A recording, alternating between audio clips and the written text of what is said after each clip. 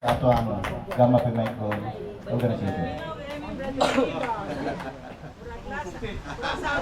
Mga plans mo na kayo sa kanya. Baka, surprise man eh. Oh, surprise na brad. Tapos ambos na. Bago lang we were just talking earlier na I'll just be frank ako lang ng lawas akong feelings. Every time mo abrit ta sa akong GC, nanay mo ka na, Brad, namatay din kani, please. Bista dayon ang mga kuwan. I mean, it's good. Okay, we're helping, right?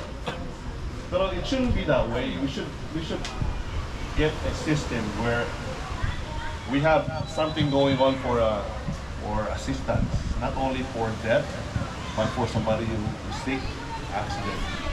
The only way to do that is to have a funding. Problema karon, sa kalalo matong bulsa. Wala. So we have to come. I would like to encourage everyone, challenge, to come up with something that we can put in place, a system where we can help in a little way ato mga branch na within the chapter, and also mga branch ato na in different chapters. So you can make a system, siguro, to that. Or another one is to enhance more cohesiveness, closeness. Is to always have a maybe every other month get together. Hindi lang sa inom, hindi lang sa pagkaon, but somewhere we can go in the park. We can just encourage each other, dapat potluck, hindi lang pa magagasto. Sananta ata can contribute to something, either drinks or food. And we can go to a park.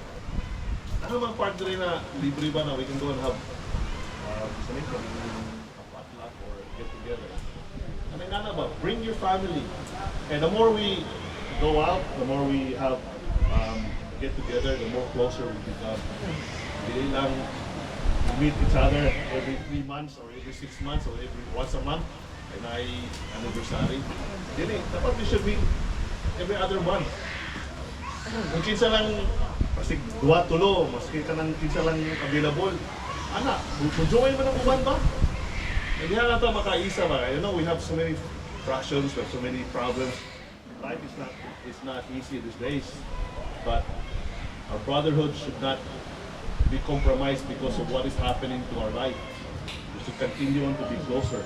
Continue to have the cohesiveness that lahi beta sa uban. Now, as Kuya Brad Rene said, we join a lot of organization na po daghan. But nagdapo, maskin saan, maskin dili ko available every time. Ang una-una naman yun, pagtao na ato ta doon eh. O sige. No, it's the availability lang. We should take time to continue to communicate atong GC, continue to have a get together every other month. Every other month yun, hindi lang was 2 months. other month lang. Para makakwanta ba. Ito sa GC na lang, ayan. Get together. That's all. Thank you. Daghang salamat Brad Ricky, Kuya Brad Rick. So, inspired kami nga naapog ka. So, kumain kami, daghang pakitang mong activities nga hoping atong ning aksyonan, no? Then, natadri, ulo dili matadaghan, pero solid. Individual ako nagtawag, pestorya na to, bisa mga 2 minutes lang, ini message o ini tawagan ni, hindi lang kami story mga negative, kanang kwanta, move on, kumbaga, inspirational kay balo ko, individually sa tuwa, may kanya-kanya natang pamilya, may kanya-kanya natang panginabuhi, then lain tao, mga movement sa individual. So, natuwa lang rin, mo nagingon bitaw nga, dahil kitang po, akin ma-share ginanamo ko, no, gamay kitik lang. Itong pag-first Mindanao National Convention, Mindanao Island Convention, I mean, dito mag-ibig si Vince, si Cecil, dito po to, si Bad Bobby, nakaw magdadula, no?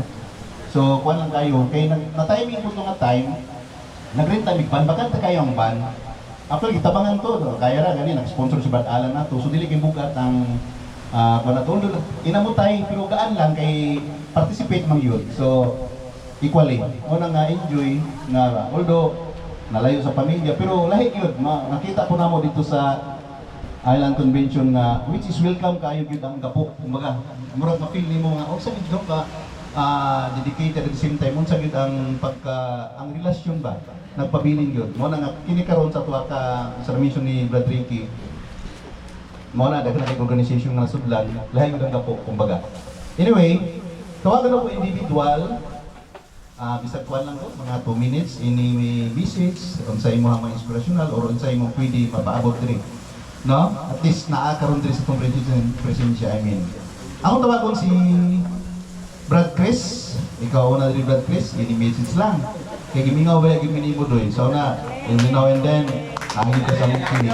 Pero isip ko sa kagapo na yun, nagpabilin din ang ato ang brotherhood. Brad Chris?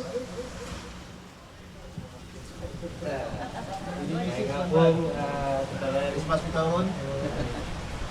Ano, ito kayo nung buwa ka wala naka-attend na may problema sa taon na pero ito kami kapag na ako na ito mo share tama ko ito kami kapag ko hindi nga kayo puro sa DC lang nakita na ingato lang ka na hindi nga ito yung mga puro rush at least na naging funding ba nga dito siya naka-allocate something nga na